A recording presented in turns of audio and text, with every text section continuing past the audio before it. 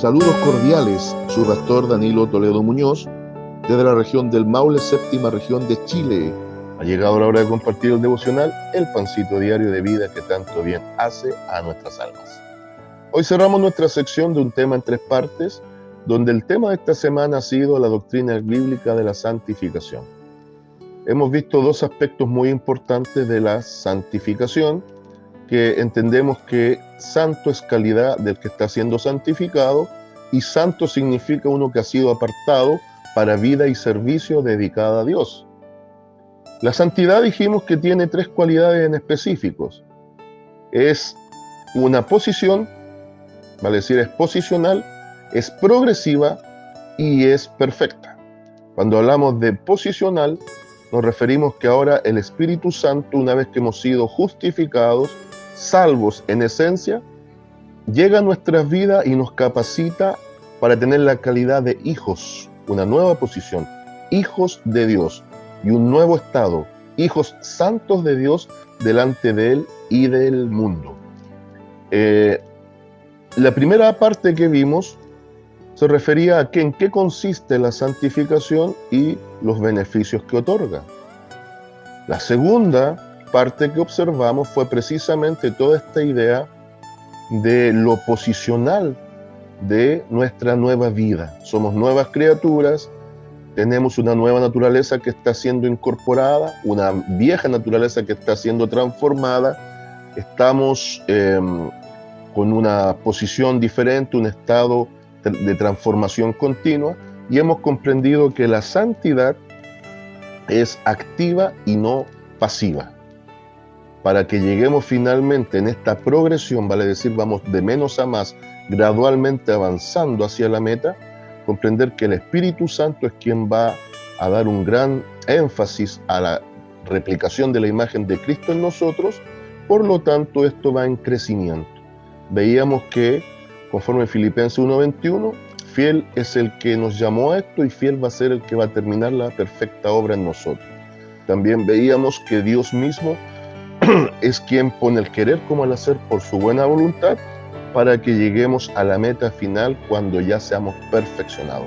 Y de eso es lo que vamos a hablar el día de hoy.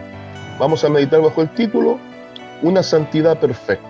Bien, pero quiero que tomemos referencialmente un pasaje de las Sagradas Escrituras que está en el Evangelio según San Mateo, capítulo 5, versículo 48. Búsquelo, por favor. San Mateo, capítulo 5, versículo 48. Búsquelo y contextualizo. Aquí estamos en pleno sermón del monte o sermón de la montaña. Es tan extraordinario lo que plantea el Señor Jesucristo aquí, que Mateo dedicó 3 capítulos para resumir, yo creo que fue mucho más lo que dijo el maestro, para resumir las maravillosas palabras que fluyeron en gracia a través de los labios y la bendita boca de nuestro Señor Jesús, en donde tocó variados temas. El sermón del monte lo podemos resumir así. El sermón del monte es una reformulación de la ley. Cristo no abrogó la ley, Cristo no caducó la ley, Cristo reenfocó la ley.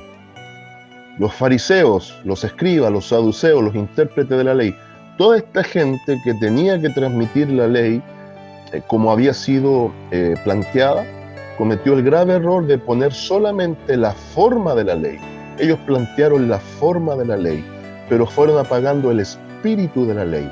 ¿Qué significa esto? Ellos se fueron por lo externo y olvidaron el énfasis interno que tiene la ley también hacia el corazón del hombre.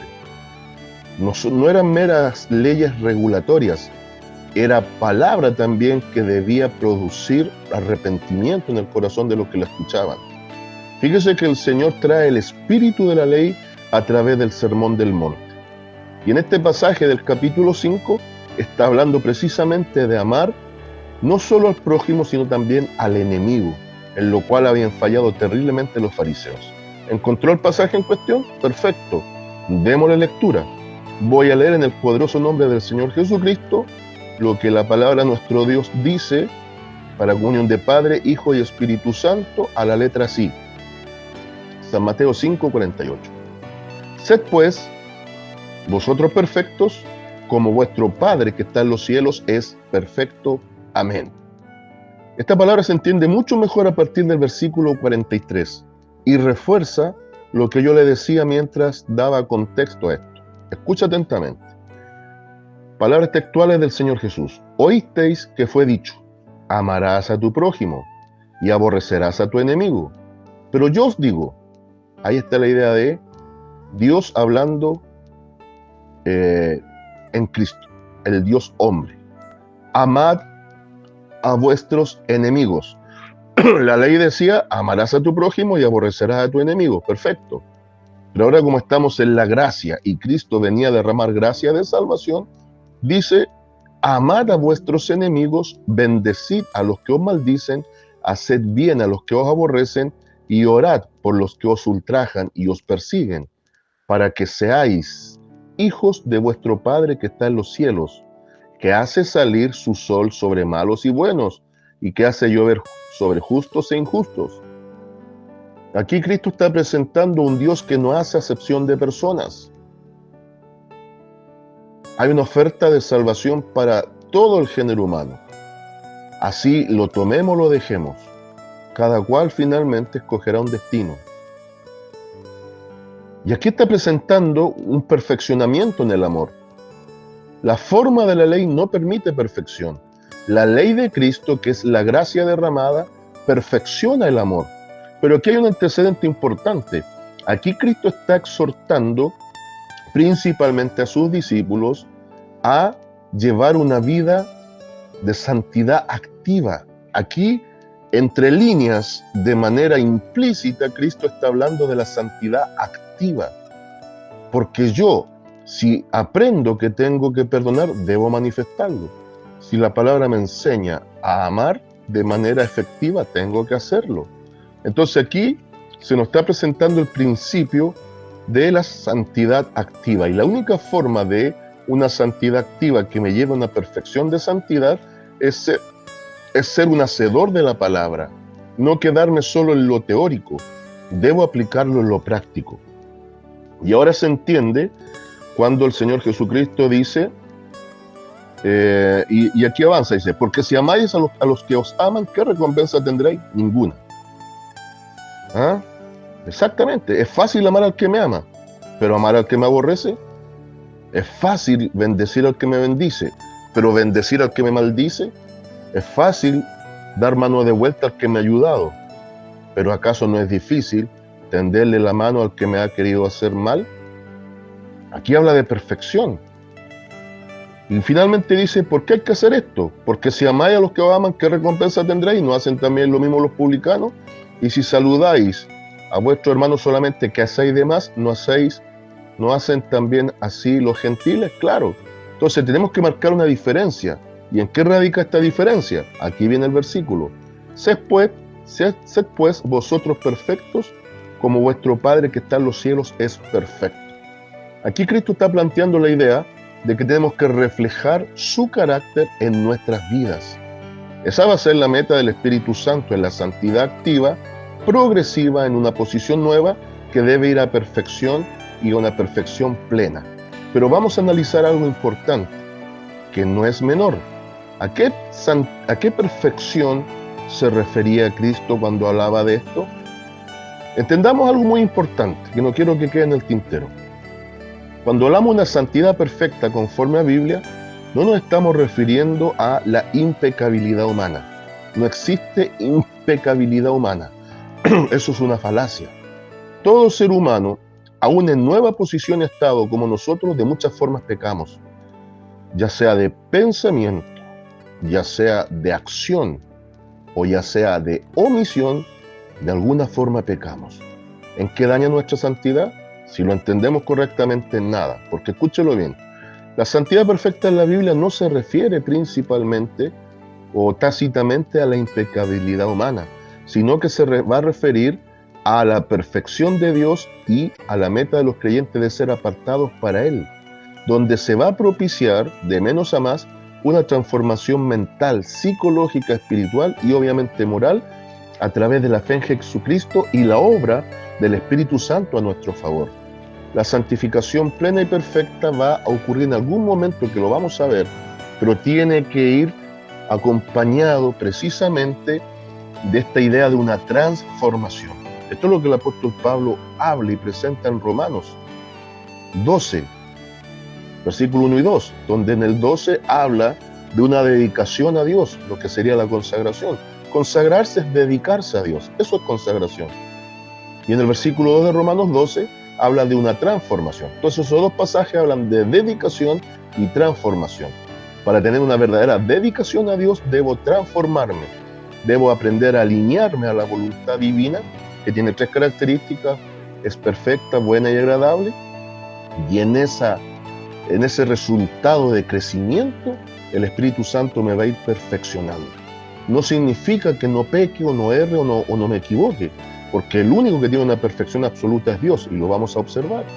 Pero nosotros vamos a ir madurando, ese es el concepto de perfección, madurando. Entonces cuando Cristo dice sed perfecto, vale decir sean maduros, lleguen a un conocimiento cabal de quién es Dios y qué pide para ustedes.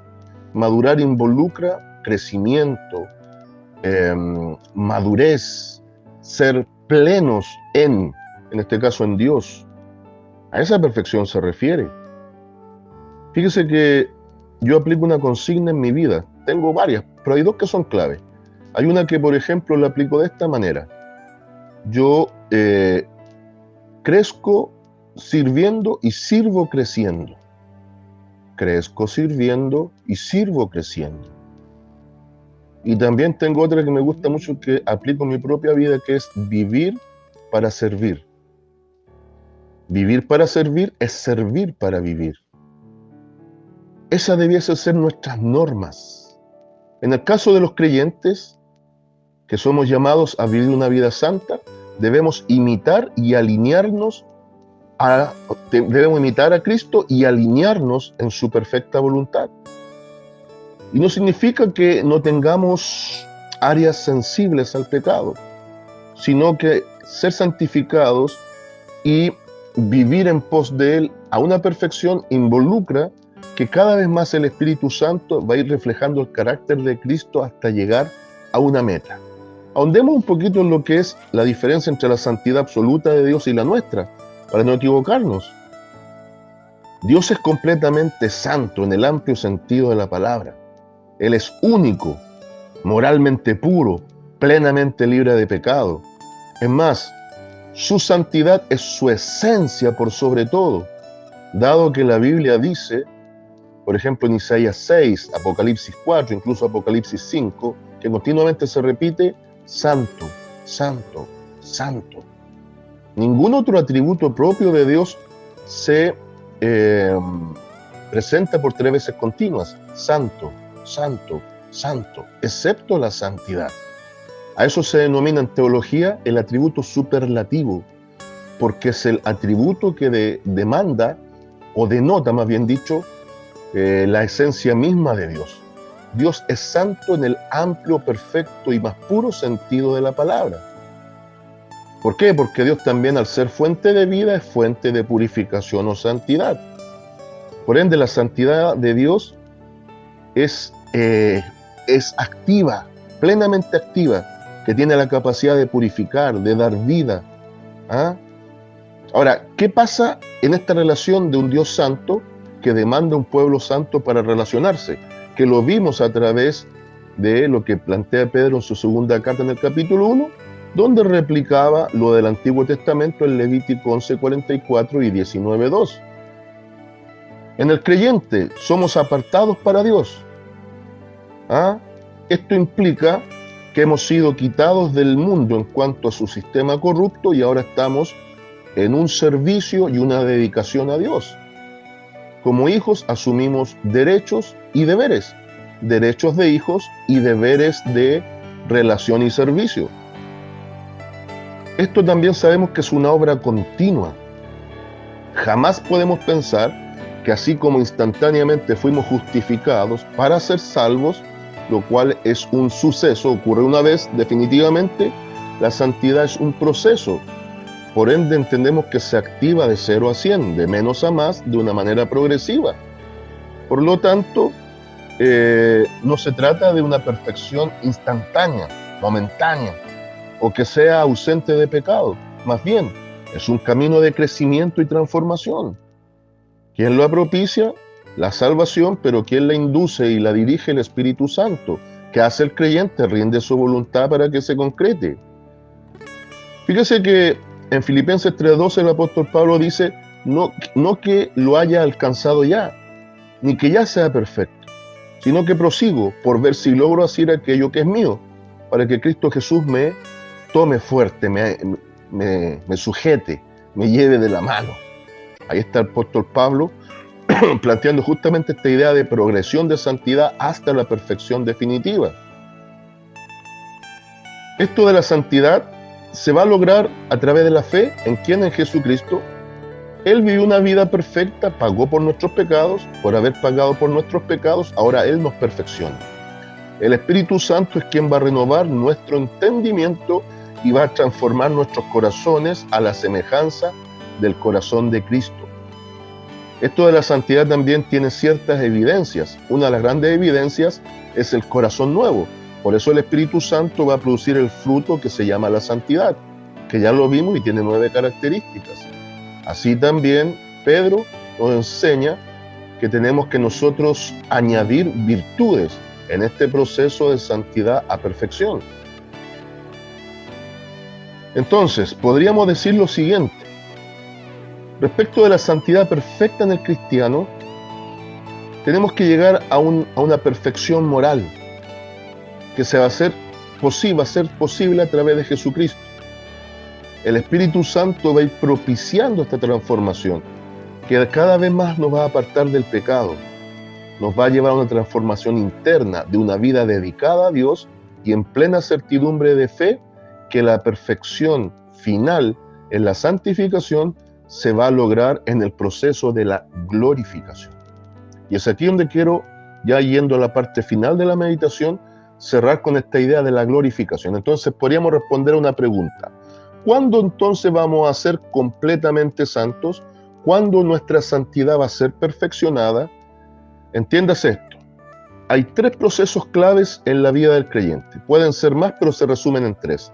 La justificación, perdón de pecados en base a arrepentimiento y fe en Jesucristo, gracia activada que permite la condición de hijos.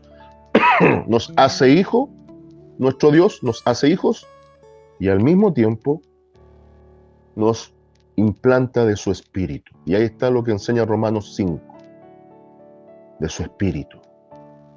Y en ese momento, habiendo nacido de nuevo, comienza lo segundo, la santificación.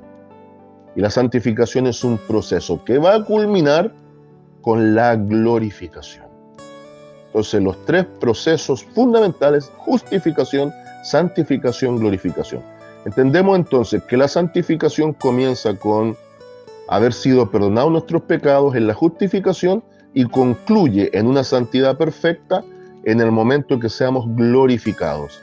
Ahí se van a acabar los problemas con el pecado, con la vieja naturaleza y con muchas áreas decadentes en nosotros.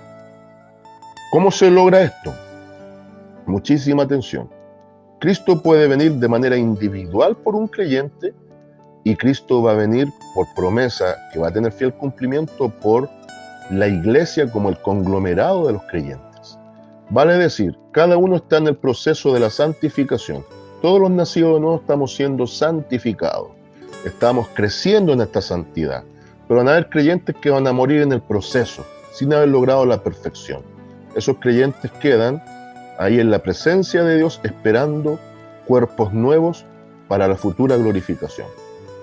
Los creyentes vivos que estén viviendo este proceso, cuando venga el arrebatamiento de la iglesia, también van a ser alcanzados en la glorificación. ¿Qué va a pasar ahí? Pablo enseña que los muertos en Cristo resucitan primero con cuerpos glorificados y en ese momento tienen la calidad de santos perfectos. Ahí la santificación alcanzó la plenitud máxima. Y el creyente vivo, que no va a pasar por el proceso de la muerte, sino va a ser transformado su cuerpo en el momento de la glorificación, también alcanza el estándar ideal, la estatura plena, el varón perfecto, con una santificación absoluta. Y ahí se acaba el problema del pecado, la vieja naturaleza y todas las cosas corruptas que puedan estar en nuestro corazón. Entonces podemos resumir así: hablando de perfección de santidad, santidad perfecta y final, esto va a ocurrir en la glorificación. Y la glorificación, finalmente, técnicamente hablando, es el acto final pleno de la salvación, en el cual Dios transforma al creyente, resucita al muerto en Cristo, transforma al creyente, ambos grupos son glorificados. Se elimina definitivamente el pecado de las vidas, se dan cuerpos semejantes al cuerpo glorioso de Cristo, y esto va a permitir vivir eternamente perfectos delante del Santo perfecto. ¿Cuándo se va a completar esto? Obviamente, de manera absoluta, en el retorno de Cristo por la iglesia. Por ende, la glorificación entendemos que es la etapa final del proceso de la salvación. Entonces, hagamos un pequeño resumen. ¿Qué es justificación? Ser declarado justo delante de Dios. Somos salvos en ese momento, viene el Espíritu y comienza la santificación. ¿Qué es la santificación? Es el proceso continuo de ser hecho santo a lo largo de la vida cristiana. Y la glorificación es la transformación final completa y perfecta que ocurre cuando Cristo viene por los suyos. ¿Y qué va a suceder en ese proceso? Se elimina el pecado, se erradica por completo, desaparece el problema del pecado en nosotros, se nos dan cuerpos de gloria, revestidos de gloria, transformados plenamente a la imagen misma del Hijo de Dios, donde nos volvemos inmortales y vamos hacia la eternidad futura en Cristo, totalmente libres, perfectos y capacitados para vivir la eternidad junto a Dios. Obviamente que para esto hay que entender que vamos a vivir una comunión plena y perfecta, eterna, con aquel que nos amó hasta la muerte. Y fíjense que hay tres pasajes clave respecto de esto. Romanos 8, 29 y 30, donde habla precisamente de estos puntos, y dice así: porque a los que de antemano conoció, también los predestinó, vale decir, los conoció de antemano, así de sencillo, y va a propiciar de que estos sean hechos conforme a la imagen de su Hijo. Ahí está la santificación. A los que predestinó, estos también llamó, y a los que llamó, estos también justificó, y a estos que justificó también los glorificó. Ahí viene la santidad perfecta. Filipenses 3, 20 y 21. Así dice Pablo, el apóstol también: en cambio nosotros somos ciudadanos del cielo, de donde anhelamos recibir al Salvador, el Señor Jesucristo. Él transformará nuestro cuerpo miserable, nuestro cuerpo corruptible, nuestro cuerpo decadente, para que sea como su cuerpo glorioso, cuerpos glorificados. Y redondea esta idea en 1 Corintios 15, 52, cuando dice: en un instante, en un abrir y cerrar de ojos, al toque de la última trompeta, pues sonará la trompeta y los muertos resucitarán con un cuerpo inmortal y los vivos seremos transformados. Conclusión: la santidad, en su situación posicional, en su situación progresiva y en su situación perfecta, demarca tres tiempos en la vida cristiana. Nacemos de nuevo para crecer, crecemos continuamente en un proceso en avance, y en ese avance final un día llegaremos a la meta, en base al Espíritu Santo, de reproducir no solo el carácter y la forma de Cristo, sino que nos va a capacitar para vivir eternamente con Él. Saludos de paz, amor y bendición desde Longavía a cada uno de ustedes.